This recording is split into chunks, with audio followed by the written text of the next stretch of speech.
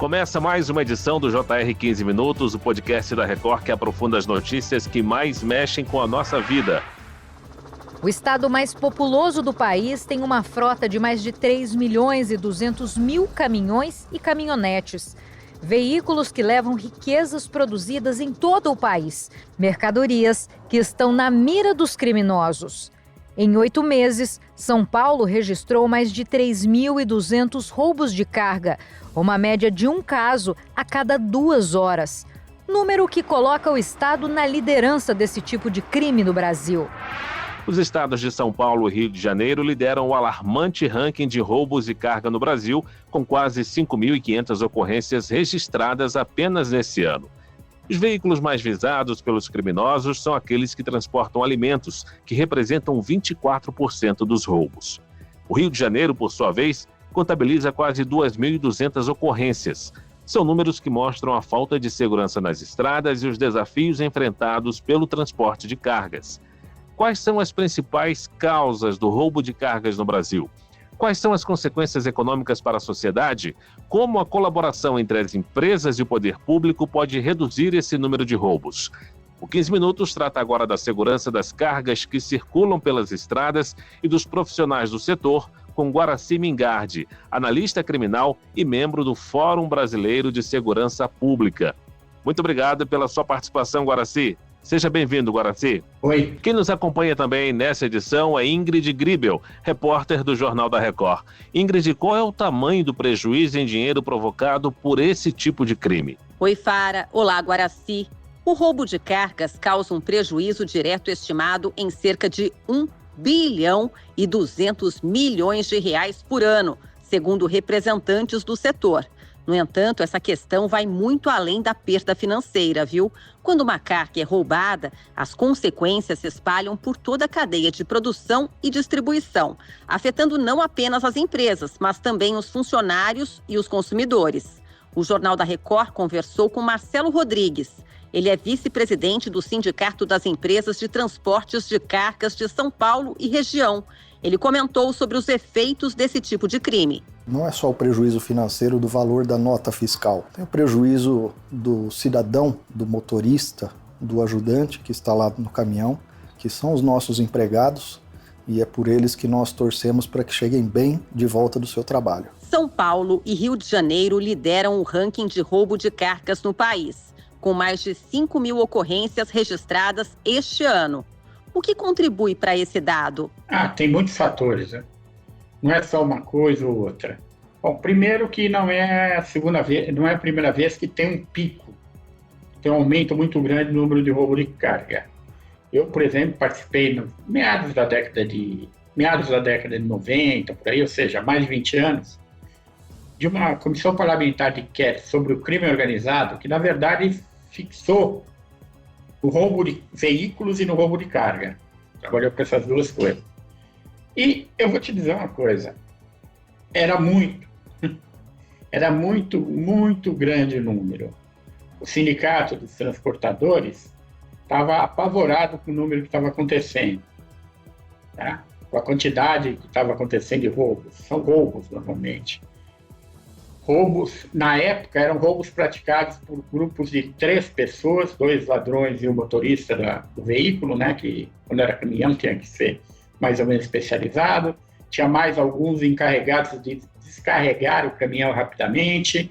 Tinha o dono da carga, que tinha um armazém, normalmente, para deixar aquilo e fazer os contatos para vender. E muitas vezes um contador para dar um jeitinho nas coisas, né, com imposto ou coisas do tipo. Um levantamento de uma empresa de gestão de transporte mostra que quase 95% dos motoristas brasileiros consideram as estradas do país perigosas. As condições das estradas facilitam a atuação dos criminosos? Qual é o problema aí para tanta ocorrência? A estrada, a falta de segurança, a fiscalização? Você não pode ter um guarda rodoviário a cada 2 quilômetros, nem 5 quilômetros, nem 10 quilômetros. Certo? Normalmente os caminhões são roubados parados. Eles param em algum posto de gasolina, param em algum lugar para comer, param para dormir, às vezes na estrada, e aí acontece. Chega alguém, encosta a arma, acabou. E eles não devem reagir mesmo, porque é bobagem. Mas não dá para você melhorar muito a segurança na estrada. O que o Estado tem que fazer, e fez um pouco na época, diminuindo o número de roubos, foi investigação séria a respeito desse crime. Por exemplo, aqui em São Paulo, o DEIC, na época, fez muitas prisões por conta desse crime. Porque investigava, chegava nos autores, prendia, eram julgados, condenados. Aí os criminosos partem para outra. E além dos alimentos, quais são os outros tipos de mercadorias mais visados pelos criminosos? Os alimentos são fáceis de colocar. São fáceis de colocar no mercado. O valor não é tão alto. E, aliás, eu acho que em termos de valor, ele não é o maior. Talvez seja, mas talvez não seja. O que acontece é que é mais fácil, não tem fiscalização, não tem nada. Mas os eletroeletrônicos, e até certo ponto, os remédios também são muito visados, certo? São visados porque um caminhão de remédio, uma van de remédio, o que você ganha com aquilo equivale a 3, 4 roubos de caminhão de mantimentos. Porque é muito... Por exemplo, você compra, num lugar tem remédio do coração por R$150. Cada caixinha daquela, imagina. Certo? Você vai ter no caminhão, se você estivesse transportando só aquilo, você vai ter uma caminhonete, numa van, você vai ter no mínimo 500 isso aí. Então, é pouco espaço para guardar aquilo, é pequeno, e você tem um lucro razoável. Como o roubo de cargas de alimentos impacta a indústria do setor? Esse prejuízo, eu imagino, deve chegar ao bolso da gente, de nós consumidores, né? Olha, chega pelo seguinte, porque aí começa a roubar muito, as seguradoras começam a não ganhar o que querem, não é que tem prejuízo, mas começam a ganhar menos do que querem, aí então aumentam o prêmio do seguro, né? Você passa a ter que pagar mais. E se o produtor ou o transportador, ou mesmo aquele que vai comprar a carga, paga mais no seguro, aumenta o valor para a gente, porque ele coloca aquilo que ele vai estar perdendo, que está gastando, no valor, seja lá o que for. Por exemplo, um saco de arroz custa tanto. Aquilo se gasta nele o equivalente a 10 centavos, 20 centavos a mais de imposto. De seguro. O que você vai fazer? Vai aumentar aqueles. Uma coisa que custa 10 vai custar 10 e pouco, 10,5, vai? Por aí. Agora, se 82% dos roubos nas estradas foram registrados na região sudeste, por que essa região sofre tanto com esse problema? É a região que tem as principais estradas do país, que tem maior movimento de cargas. Por exemplo, uma carga que vai do sul para o nordeste, ou do nordeste para o sul, vai passar na região sudeste, certo? E a região sudeste é a mais rica do país, então tem maior movimentação de carga. Interno, daqui para o Rio de Janeiro para aqui, Minas Gerais, você tem uma grande movimentação. Ou seja, eles atuam onde é mais fácil.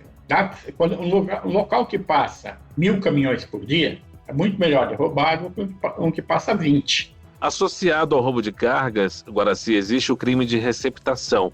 Quem compra um produto que foi roubado pode ser denunciado por quais crimes? Bom, receptação é evidente. Pode ser que em alguns casos dê para ele incluir no crime de quadrilha. Você considerar que aquele pessoal trabalha para ele. Mas se não, no mínimo de receptação dolosa. Porque o pessoal fala, mas eu comprei sem saber. Comprou sem saber?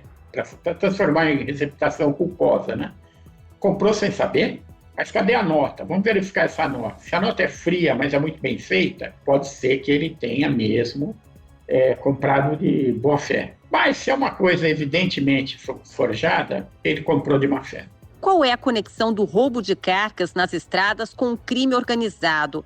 Essa é uma área de atuação das grandes facções criminosas do país. Funciona assim. Vamos pensar aqui em São Paulo, no PCC. O PCC, não que necessariamente quem vai roubar é membro do PCC, é um irmão. Muitas vezes é um primo, ou seja, aquele que não é batizado, mas é amigo, certo? Porque mais ou menos eles controlam o crime aqui. Então, possivelmente, as pessoas pagam, os ladrões pagam, no mínimo pagam alguma coisa para o PCC. Agora, se são membros, não é o PCC que faz o roubo, são aqueles sujeitos que são membros do PCC, que segundo eles, né, segundo a legislação deles, eles têm direito a roubar o que for, mas eles acabam pagando mais do que a simples mensalidade para o PCC.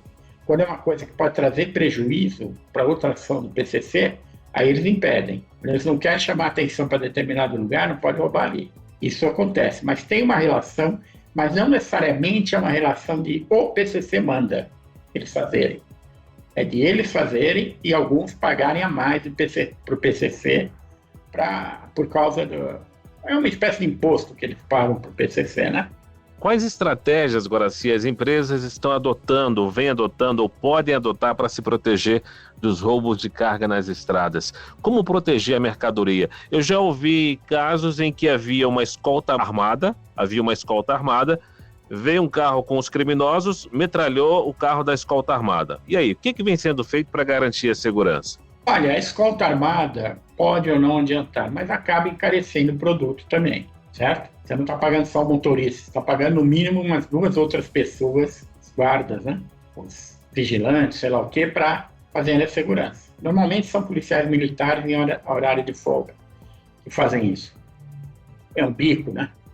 Porém, aumenta o preço da mercadoria, porque o transporte fica mais caro.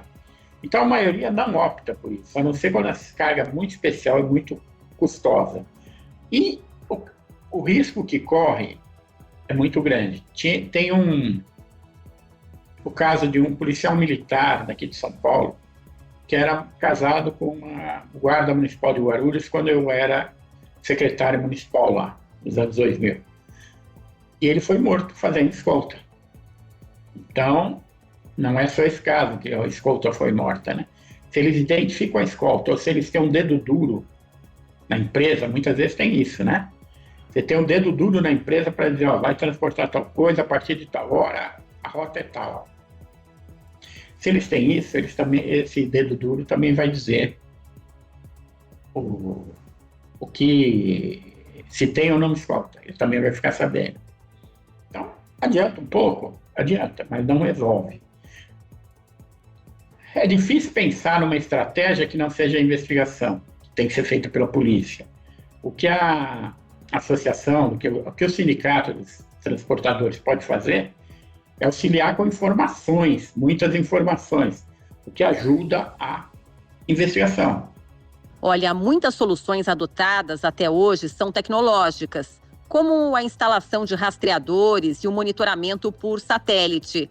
Investir em valorização e treinamento dos profissionais do setor e na inteligência pode trazer bons resultados? Pode trazer resultados, mas esse caso de monitoramento, se você tem um cúmplice, um dedo duro, um informante dentro da empresa, ele vai dizer que carga tem ou não rastreamento e onde está localizado, certo? O que acontece é, se está no local razoável, se está numa estrada bem movimentada, se você faz o rastreamento e vê que o caminhão entra numa direção que não era para entrar, então você tem que alertar a polícia, seja lá quem for. Porém, se os sujeitos são espertos, eles vão para o lugar no máximo 10 minutos dali, descarregam,